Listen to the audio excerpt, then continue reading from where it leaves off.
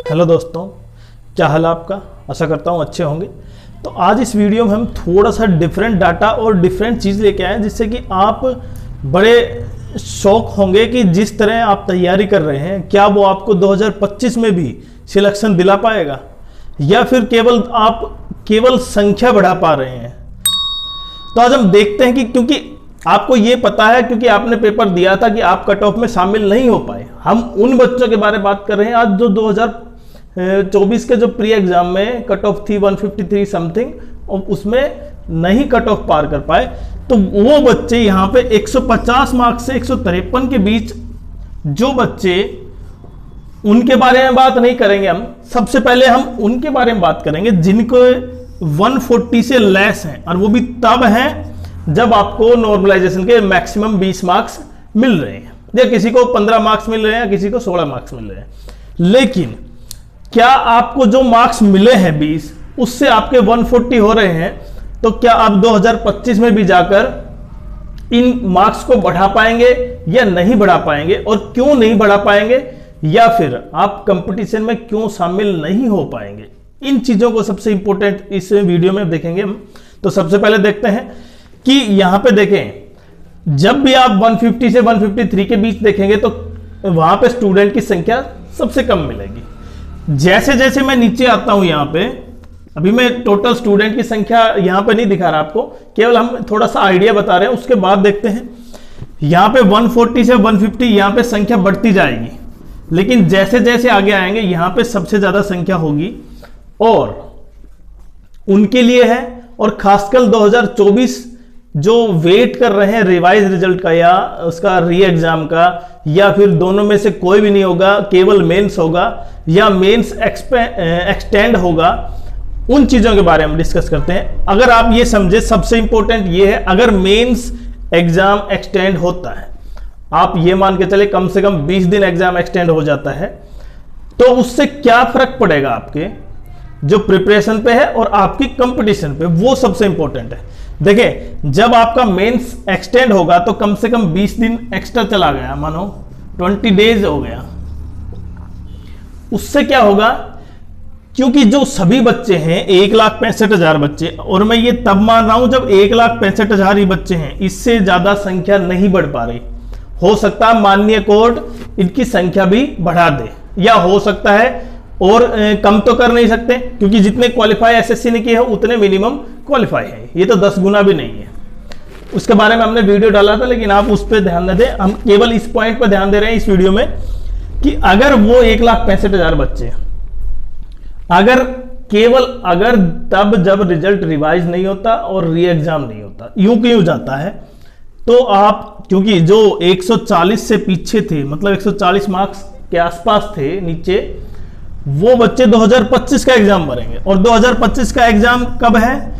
मई जून में है सीजीएल का। और आपको पता है कि ये मेंस एग्जाम कब था? 18, 19 और 20।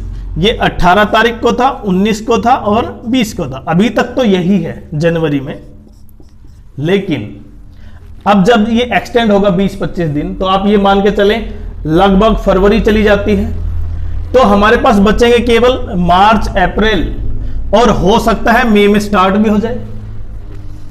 जब केवल 2 महीने आपके बीच में गैप में है, तो जो ये बच्चे हैं 1,65,000 बच्चे, वो क्या 2024 में जो शामिल हैं वो 2025 का फॉर्म भी नहीं भरेंगे।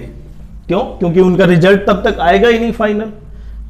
और 2025 का जो फॉर्म भरेंगे उसमें ये 1,65,000 बच्चे, अगर आप ये मानते हैं कि थोड़ा सा कहीं गड़बड़ है, तो उनमें हो सकता है कुछ बच्चे शामिल हो, लेकिन 1,65,000 बच्चे में से आप ये मान के चले कम से कम 80%, 70% बच्चे तो ऐसे होंगे जिनके खुद मेहनत की होगी। हो सकता है संख्या इधर से उधर हो जाए, लेकिन आप मान सकते हैं इनमें बहुत से बच्चे ऐसे भी हैं जिन्होंने अच्छी मेहनत की है। तो आप जब ये बच्चे इसमें शामिल होंगे, तो फिर आपके लिए कंपटीशन तो वो 2024 का 24 ही रह गया। जैसे 2024 में था वही 2025 में हो गया। और उसके साथ साथ कुछ नए कमर भी आ गए, जो नए स्टूडेंट हैं जिन्हें नई दोबारा ग्रेजुएशन कंप्लीट किया है, वो भी आ जाएंगे। और उनमें से कुछ 2% बच्चे ऐसे होंगे जो नए होंगे उनमें से, जिन्होंने तैयारी 2 साल 3 साल पहले से ही स्टार्ट कर दी थी। अब आप ये देखें, जब आपका कंपटीशन जो पहले से ही सिलेक्टेड है 2024 के, वो 2022-23 के वो तो अलग ही हैं, और 2025 में जो नए बच्चे हैं वो, उनके साथ आपका कंपटीशन हो रहा है, तो आपके जो मार्क्स हैं वो कहीं ना कहीं बहुत ज़्यादा क्या है, कम है। और आपके जो तरीके हैं वो जो क्वेश्चन सोल्व करने के, वो चाहे किसी भी सब्जेक्ट के हो सकता है वो काफ़ी पुराना हो, और उसकी वजह से ही आप अब भी 2024 में पीछे रह गए। और इस पॉइंट के अलावा भी और पॉइंट हैं, जैसे यहां पे जो 150 से 153 तक जो स्टूडेंट हैं, हो सकता है कि अगर रिजल्ट रिवाइज हो तो वो उसमें शामिल हो जाए, लेकिन आपकी कंपटीशन तो वही की वही बनी रहेगी। किसके लिए? खासकर 1,140 मार्क्स से कम, जिसके मार्क्स आ रहे हैं उससे कम जो भी स्टूडेंट है। तो आप ये समझें कि अगर आप जिस रास्ते पे चल रहे हैं, अगर उसी रास्ते पे आपको दोबारा से आप जो नोट्स पढ़ रहे हैं, आप जो तरीका यूज कर रहे हैं सोल्व करने का, आपको जो टाइमिंग है, अगर आपने चेंज नहीं किया तो 2024 का मतलब 2025 हो जाएगा। मैं ये बिल्कुल नहीं कह रहा कि इसमें थोड़ा सा कुछ गड़बड़ नहीं हुई, वो एक अलग बात है, गड़बड़ हुई या नहीं हुई या कितनी % हुई, लेकिन उसके प्रूफ भी सामने आ रहे हैं। लेकिन आप ये भी माने कि इनमें से बहुत से बच्चे ऐसे हैं जो अपनी मेहनत से 153 लेके आए या उससे ऊपर मार्क्स लेके आए, और आप मान के चलें अगर आपका कंपटीशन फिर से इनके साथ है तो आप फिर से क्या हो जाएंगे, परास्त हो जाएंगे।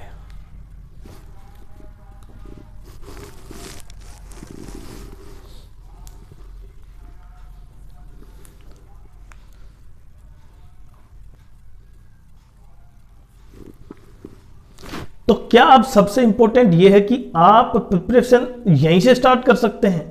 क्यों? क्योंकि जब आपको जिनके मेंस प्री क्वालिफाई है वो मेंस में बैठेंगे, उसके 2 महीने बाद क्या है, 2025 का प्री एग्जाम, और प्री एग्जाम में उनका जो अभी जो प्रिपरेशन है वो अगर थोड़ा सा भी कंटिन्यू रखते हैं तो उनका तो हो जाएगा। लेकिन आपने क्या कर दिया, आपने तो डिस्कनेक्ट कर दिया पढ़ाई को। क्यों? क्योंकि आपको लगा आपका नहीं हो रहा था, अब अगली बार देखेंगे, अगले 2 महीने 3 महीने पहले जब एग्जाम होगा। और वही सबसे क्या है, मेन पॉइंट है आपकी सफलता में सबसे बड़ी रुकावट ये है कि आप उसको कंटिन्यूस नहीं कर पा रहे। और कंटिन्यूस नहीं कर पा रहे, इसमें क्या है, मेंटलिस्ट। देखिए, एग्जाम, केवल एग्जाम दे देना और पास होना वो एक अलग चीज है, लेकिन उस स्ट्रेस को सहन करना वो सबसे इंपॉर्टेंट है। आपको रिजल्ट की वेट का स्ट्रेस लगेगा, आपको रिजल्ट मेरा सिलेक्शन होगा या नहीं होगा, आप मॉक बार बार देंगे उसका स्ट्रेस होगा। तो स्ट्रेस तो हर पॉइंट पे आपके लिए, तो आप इन चीज़ों को भी ध्यान में रखें। और खासकर जो आपके लिए जो आगे कंपटीशन होने वाला है वो इससे भी तगड़ा है, तो आप अभी से अपना जो जिस तरह से पढ़ रहे थे उसको चेंज करें, और ऐसे चेंज करें, एक शॉर्ट क्वेश्चन के फॉर्मूले ढूंढे, चाहे वो किसी में भी हो। क्योंकि अगर आप ज़्यादा अटेम्प्ट कर पाएंगे तो ज़्यादा स्कोर कर पाएंगे। अब ज़्यादा स्कोर का मतलब ये नहीं कि 200 के 200 आपने 100 के 100 क्वेश्चन अटेम्प्ट कर दिए, वो नेगेटिव मार्किंग है, उसकी वजह से आप नेगेटिव मार्क्स में भी आ सकते हैं, तो वो नहीं। अगर आपने बहुत अच्छे ढंग से तैयारी की तब आप अच्छे अटेम्प्ट कर पाएंगे और अच्छे मार्क्स ले पाएंगे।